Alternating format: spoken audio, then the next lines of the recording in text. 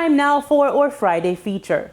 On March 3, the Hope Zoo in Kingston celebrated World Wildlife Day. The day was dedicated to educating the future generations about the importance of recovering and restoring endangered species around the world.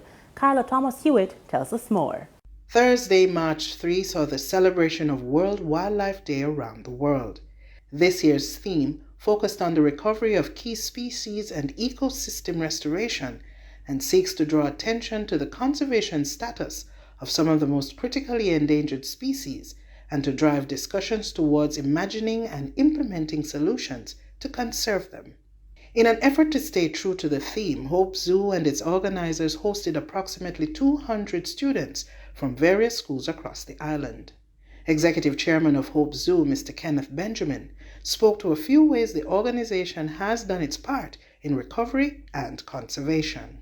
We have successfully hatched and released over 600 iguanas into the hills of Hellshire. We have planted thousands of trees all over Jamaica, helped with the collection of plastic bottles for recycling, rehabilitated various national endangered wildlife species, and where possible released them back into the wild. The day saw the children interacting and learning about the various animals hosted by the zoo. When asked the purpose of the day, Marketing Director Patrice Levy said that it was a step in educating the children of tomorrow and highlighted a few of the species and their importance. We believe that if you start young and you give them the information when they're younger, then as they grow, they too will pass on that information. We have done key conservation, the Iguana Head Start program. This is where the iguana are housed. And the Jamaican iguana they are the first farmers and they are key in our forestry preservation.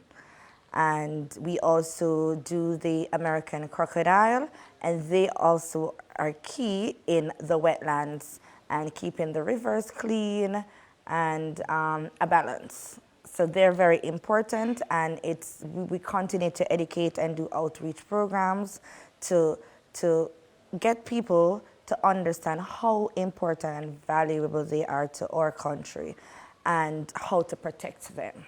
Ms. Levy, in an address to the public, says, "We need to remember that wildlife cannot exist without us, and we cannot exist without wildlife, and that there has to be a balance for us to live cohesively."